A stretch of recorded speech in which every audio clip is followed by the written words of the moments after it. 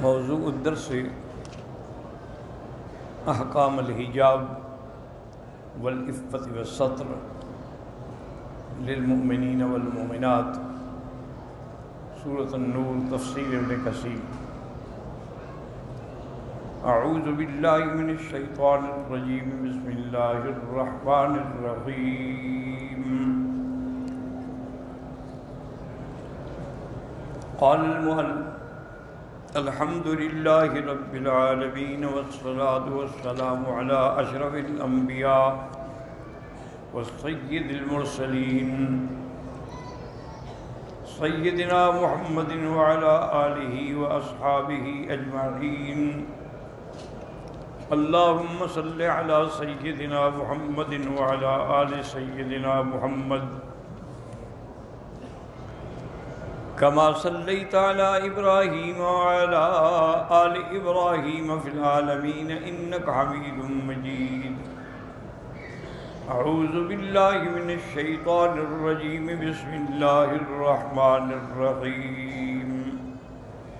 قل للمؤمنین یغضوا من ابصارہم ویحفظوا فروجہم ذلک ازکی لہم ان اللہ خبیر بما یصنعون۔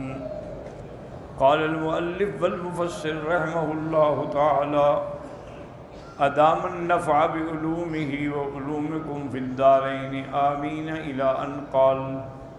وروى الامام احمد حدثنا عتاب قال حدثنا عبد الله بن المبارك قال اخبرنا يحيى بن ايوب عن عبيد الله بن زهر عن علي بن زيد القاسم النبي أمامة رضي الله تعالى عنه عن النبي صلى الله عليه وسلم قال ما من مسلم ينظر إلى محاسن امرأة ثم يغض بصره إلا أخلف الله له عبادة يجد حلاوتها۔ حضرت ابی امامہ رضی اللہ تعالیٰ عنہ سے روایت ہے کہ حضور پاک نے فرمایا کہ کوئی مسلمان کسی عورت کے حسن اور خوبصورتی کی طرف نظر کر رہا تھا کہ اس نے نظر بند کر دی، اس کے بدلے میں اللہ تبارک و تعالیٰ اس کو ایسی عبادت کی لذت نصیب کریں گے کہ اس کو اس کی حلاوت جو ہے وہ دل میں بھی محسوس ہوگی۔ وروى هذا مرفوعا عن ابن عمر وحذيفة وعائشة رضي الله عنهم ولكن في اسانيدها ضعف الا انها في الترغيب۔ مفسر فرماتے ہیں کہ سند کے اندر ضعف ہے یعنی، لیکن ترغیب کے اندر، ترہیب کے اندر ضعیف روایات بھی قبول ہوتی ہیں۔ ومثله يتسامح فيه وفي الطبراني من طريق عبد الله بن يزيد عن علي بن يزيد عن القاسم عن ابي امامة مرفوعا، حضرت ابی امامہ رضی اللہ تعالی عنہ سے مرفوعا روایت ہے لَتَغُضَّنَّ أَبْصَارَكُمْ وَلَتَحْفَظُنَّ فُرُوجَكُمْ وَلَتَقِيمَنَّ وُجُوهَكُمْ أَوْ لَتَكْشِفَنَّ وُجُوهَكُمْ۔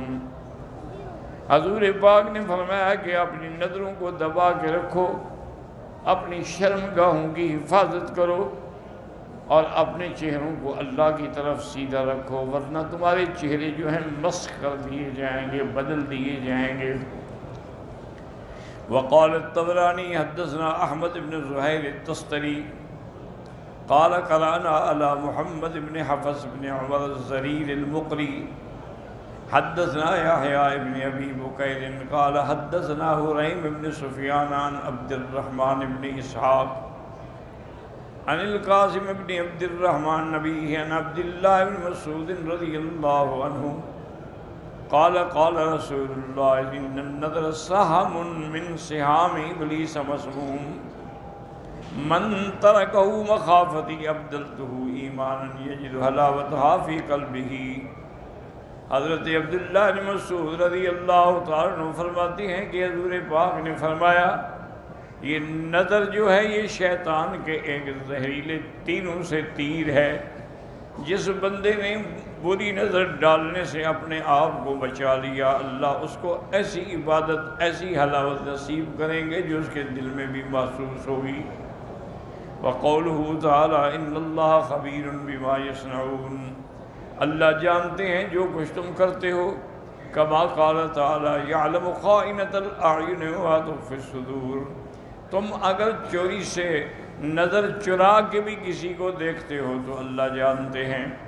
وفی الصحیح عن نبی رضی اللہ تعالی عنہ قال قال رسول اللہ صلی اللہ علیہ وسلم كتب على ابن آدم حظه من الزنا ادرک ذلك لا محالہ، اگر کسی کے مقدر میں زنا لکھا ہے تو وہ ہر حال میں اس کو پہنچے گا۔ فَزِنَ الْعَيْنَيْنِ النَّظْرُ، آنکھوں کا زنا یہ ہے کہ کسی غیر عورت کو دیکھے۔ وَزِنَ اللِّسَانِ النُّطْقُ، اور زبان کا زنا یہ ہے کہ اسے باتیں کرے۔ وَزِنَ الْأُذْنَيْنِ الْإِسْتِمَاعُ، اور کانوں کا زنا یہ ہے کہ غیر محرم کی باتیں سنیں۔ وَزِنَ الْيَدَيْنِ الْبَطْشُ، اور ہاتھوں کا زنا یہ ہے کہ غیر محرم عورت کو پکڑے۔ وَزِنَ الرِّجْلَيْنِ الْخُطَىٰ، اور پاؤں کا زنا یہ ہے کہ غیر محرم کی طرف چل کے جائے۔ وَالنَّفْسُ تَمَنِّي وَتَشْتَهِي، ہر آدمی کا جی جو ہے وہ تمنا بھی کرتا ہے، خواہش بھی کرتا ہے۔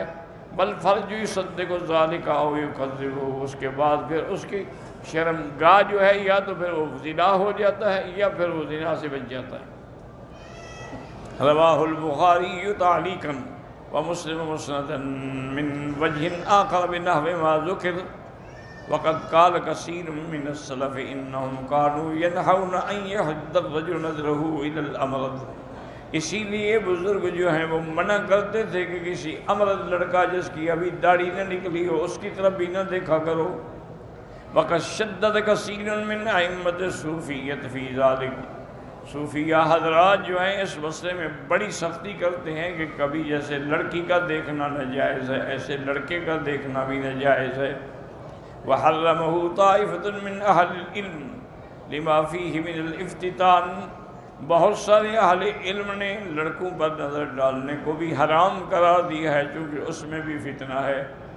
وشدد آخرون فی ذلک کثیرا جدا، وقال ابن ابی الدنیا حدثنا ابو سعید المدنی حدثنا عمر بن سہل البازنی وحدثنی عمر بن محمد بن صابان عن صفوان بن سلیم عن ابی ہریرہ رضی اللہ عنہ قال قال رسول كل عین باکیۃ یوم القیامت الا عین غضت عن محارم اللہ، قیامت والے دن ہر آنکھ رو رہی ہوگی مگر وہ لوگ جنہوں نے غیر محرم سے اپنی نظروں کو محفوظ رکھا ان کی آنکھیں نہیں روئیں گی۔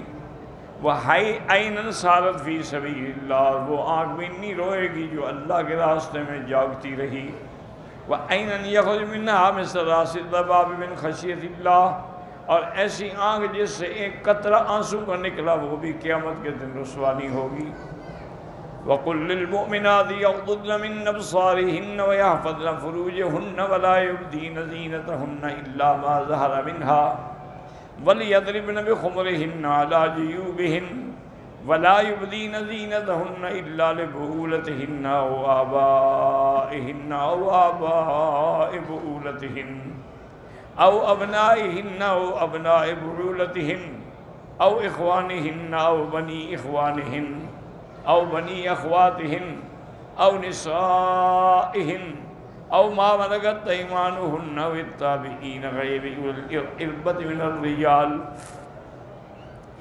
او الطفل الذین لم یظہروا علی عورات النساء ولا یضربن بارجلہن لیعلم ما یخفین من زینتہن وتوبوا الی اللہ جميعا ایھا المؤمنون لعلکم تفلحون۔ هذا امر من اللہ تعالی للنساء المؤمنات وغیرة منہ لازواجہن عبادہ المؤمنین وتمییز لہن عن صفۃ نساء الجاہلیۃ وفعال المشرکات۔ ان آیات میں اللہ مومن عورتوں کو ہدایات دیتے ہیں اور مومن عورتوں کو ان کے خاوندوں پہ نظر رکھنا اور ان کا فکر کرنا اس کا بھی حکم فرماتے ہیں، چونکہ جاہلیت کے اندر عورتیں جو ہیں ان کی بڑی بری بری عادات تھیں۔ وَقَانَ سَبَبُ نُزُولُ هَذِهِ الْآيَةِ مَا ذَكَرَهُ مُقَاتِلُ بْنُ حَيَّانَ قَالَ بَلَغَنَا وَاللَّهُ أَعْلَمُ أَنَّ جابر بن عبد الله الأنصاري حدث أن أسماء بنت مرصد كانت في محل لها في بني حارثة فجعل النساء يدخلن عليها غير متذرات فيبدو ما في أرجلهن من الخلاخل وتبدو صدورهن وذوائبهن فقالت اسماء ما أقبح هذا. روایت میں آتا ہے حضرت جابر بن عبداللہ انصاری فرماتے ہیں کہ اسماء بنت مرسد جب اپنے گھر میں ہوتی تو اس کو ملنے کے لیے عورتیں جاتی تھیں، لیکن وہ عورتیں جو ہیں وہ ایسا کپڑا نہیں پہنے ہوتی کہ تاکہ ان کے پاؤں چھپ جائیں، بلکہ ظاہر ہوتی تھی ان کی پنڈیاں، تاکہ ان کے اندر جو انہوں نے زیور پہنا ہوا ہے اس کا پتہ لگے. اور سینے بھی ان کے کھلے ہوتے تھے، سینے پر بھی کوئی کپڑا نہیں ہوتا تھا تاکہ ان کے سینے کا ابھار معلوم ہو. اسی طرح ان کی زلفیں بھی کھلی ہوتی تھیں، بال. بی بی اسماء جب دیکھا فرمایا کیا بری بات ہے، یہ کیا عورت کا یہی لباس ہے؟ اللہ نے اس کے بعد یہ آیات نازل فرمائی وَقُلْ لِلْمُؤْمِنَاتِ يَغْضُضْنَ مِنْ أَبْصَارِهِنَّ فَقَوْلُهُ تَعَالَى وَقُلْ لِلْمُؤْمِنَاتِ يَغْضُضْنَ مِنْ أَبْصَارِهِنَّ مَا حَرَّمَ اللَّهُ عَلَيْهِنَّ مِنَ النَّظْرِ إِلَى غَيْرِ أَزْوَاجِهِنَّ. وَلِهَذَا ذَهَبَ كَثِيرٌ مِنَ الْعُلَمَاءِ إِلَى أَنَّهُ لَا يَجُوزُ لِلْمَرْأَةِ النَّظْرُ إِلَى الرِّجَالِ الْأَجَانِبِ بِشَهْوَةٍ وَلَا بِغَيْرِ شَهْوَةٍ أَصْلًا. اب اللہ نے حکم دیا اور حرام کر دیا ان پہ کہ ماں سوا خامد کے کسی پہ ایسی نظر نہ ڈالیں. اس لیے بہت سارے علماء کہتے ہیں کہ عورت کو کسی اجنبی مرد پہ شہوت سے یا بغیر شہوت سے بھی دیکھنا منع ہے.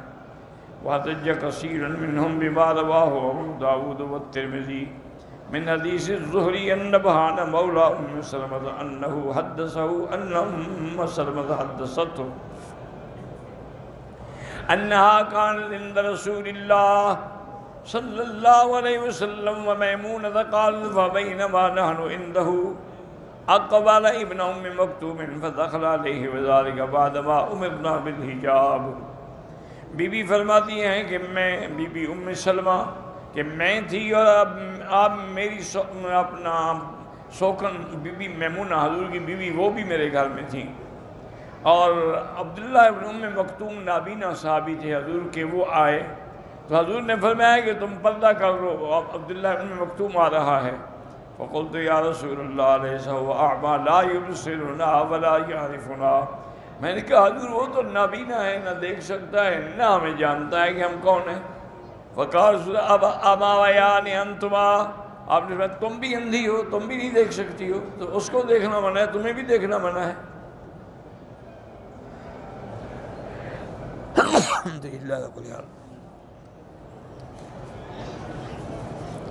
ثم قال الترمذي رحمه الله وهذا حديث حسن صحيح وذهب آخرون من العلماء إلى جواز نظرهن إلى الأجانب بغير شهوة.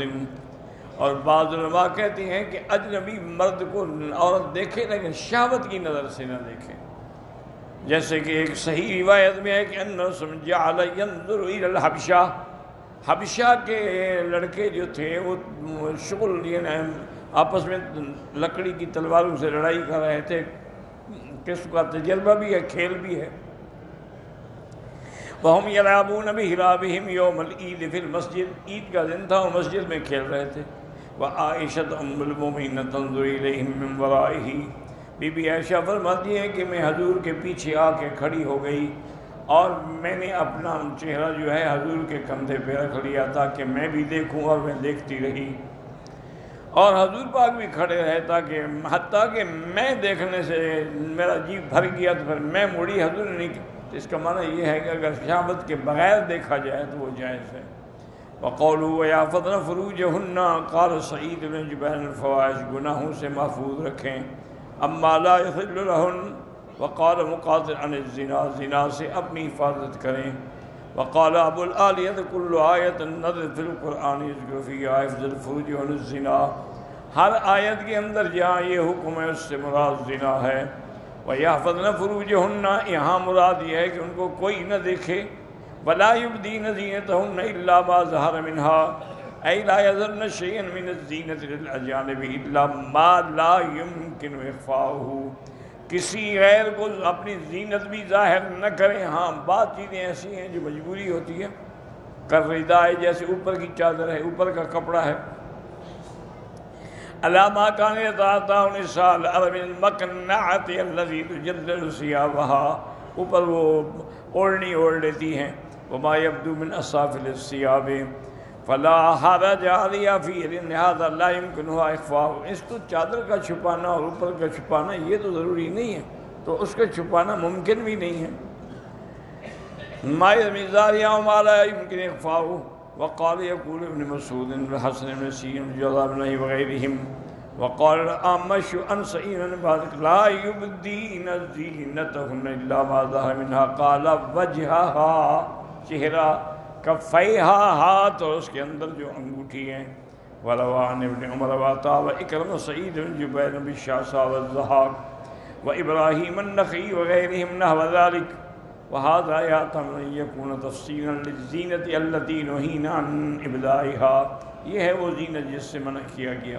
كما قال ابو اسحاق السبيعي عن بالأحوص عبد الله ولا يبدين زينة القرط، یعنی بالیاں پہنی ہوئی ہیں یا پاؤں کے اندر جو جھانجریں پہنی ہوئی ہیں. وفی روایت قال الزینۃ زینتان، زینت دو قسم ہیں. زینت لا یراها الا الزوج، ایک زینت تو ایسی ہے جس کو خاوند کے بغیر کوئی نہیں دیکھ سکتا. الخاتم والسوار، جو اس کی انگوٹھی ہے یا کنگن ہے. وزینت یراها الاجانب، اور ایک زینت ہے کہ اجنبی بھی دیکھ سکتا ہے، وہ ظاہری کپڑے ہیں. وقال الزہری لا يبدو لهؤلاء الذين سمى الله ممن لا تحل له الا الاسود والاخمر غير حسن. واما عامة الناس لا يبدو منها الا الخاتم والله اعلم.